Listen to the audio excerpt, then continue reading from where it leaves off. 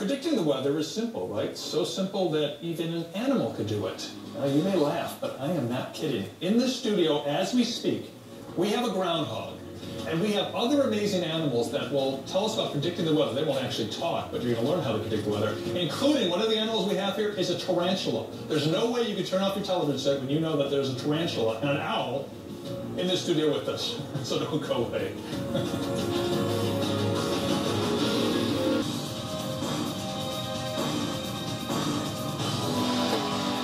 This is pitiful. 1,000 people freezing their butts off waiting to worship a rat. What a hype. Not like they used to. That is Bill Murray in the amazingly great movie Groundhog Day about Punxsutawney Phil. He's, of course, that Pennsylvania groundhog, not Bill Murray, the groundhog, who predicts the weather every year. But he's not the only animal who predicts weather. Jackie Jarris is here, along with Tom Benson from the Tennessee Aquarium in Chattanooga, Tennessee. And he's brought some interesting guests with him.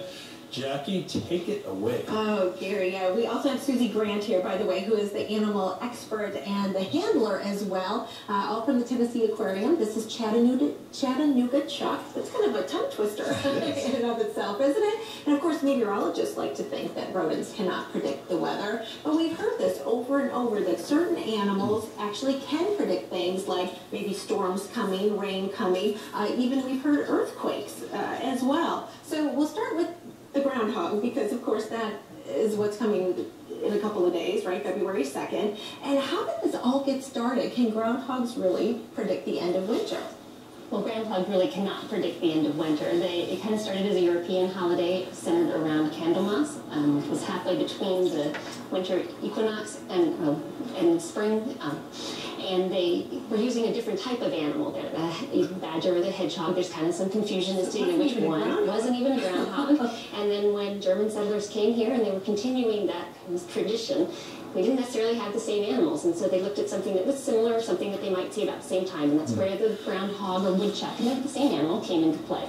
And the folklore is that if he sees his shadow, then we'll have 6 more weeks of winter because he'll go back into his den. But what's really interesting about that is he's really not very interested in predicting the weather, because they are an animal that's a true hibernator, and that means that they go to sleep in the wintertime. They eat meat during the spring and the fall, they put on lots of weight, and then they go to sleep and they survive on that stored fat until the spring. And so in many parts of their range, they would be sound asleep on February 2nd, and they have no interest in coming out and telling us. They know it all along. Just say, and Punxsutawney Phil, of course, is the most well-known groundhog, and the accuracy rate, by the way, 39%. So there you go. All right, but thanks for Chattanooga Chuck. You're very adorable. Now, we have heard some other animals that are a little bit better predictors. This one scares me a little bit, I'm going to be honest. Tarantulas.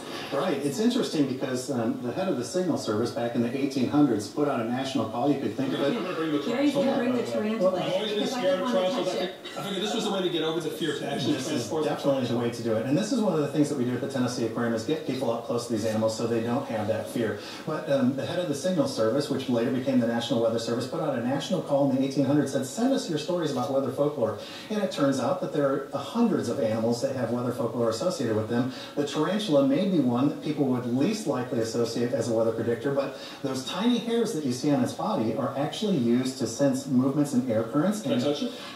Probably not, because they have what's called urticating hairs on the back, and they'll flip those, and that's one way that they use as a defense mechanism. If a mammal comes up to try eating it, they'll flip those, and they can cause very serious irritation, itching, and so forth. So you probably don't want that. It'd be like a rash. But those hairs on the body sense air currents and also humidity changes, so the tarantula is actually one that reacts to weather changes and could be thought of as a walking barometer. Okay, so if we see one walking during the day, that means rain is on the way. That's exactly right, according to folklore. And how adorable is the screech owl that you have on your hand there, Tom? Right, this is an eastern screech owl, and he is a very beautiful bird, one of the smallest owls in America. People may have some of these in their backyard and hear them at night. Folklore on this one is a mixed bag. Some say that if you hear it hooting at night, it's going to be a rainy day the next day. Some say if you hear it hooting, it's going to be clear weather. So certainly that's one that probably came into folklore because someone reported that, someone else observed it and said, wow, that's true, and it became rooted in folklore. But there are all kinds of stories about sharks, lobsters, parrots, and many of them have truth because of their adaptations that allow them to sense the natural world to help them survive. Right, now don't a lot of animals have a better sense of hearing, and that's one of the things that they can predict? Perhaps they can hear thunder from a long distance away? Well, a lot of times animals do have heightened senses and maybe things that we're not aware of because their survival simply depends on being aware of what's going on around them and what's happening. They don't necessarily have the fancy weather equipment that we do to tell them when storms are coming, and so in order to protect themselves, they have to be able to know kind of what's happening. And it also keeps them protected from predators and other things that Weather's been changing over the years. How does climate change play into all of this with animals? Yeah, it's interesting because some of the latest newsmakers that have been out there have been headlines just this last week about how the plant zone guide has changed. Plants now are finding them in locations farther to the north as the climate is changing. Also, albatross in the Southern Ocean depend on those wind currents, and because the climate is changing, the winds are becoming stronger in the Southern Ocean around Antarctica, and those birds, they think, are able to cover those large distances, 10, 12,000 miles, in a shorter period of time, gathering their food and feeding their young. So they may prosper up to a point, but if the winds become too strong, they may not be able to fly at all. So it's something that scientists are watching. Are tarantulas and owls friends? no. I'm just curious. By the way, you talk about sharks being predictors. Next time, maybe they can bring sharks here?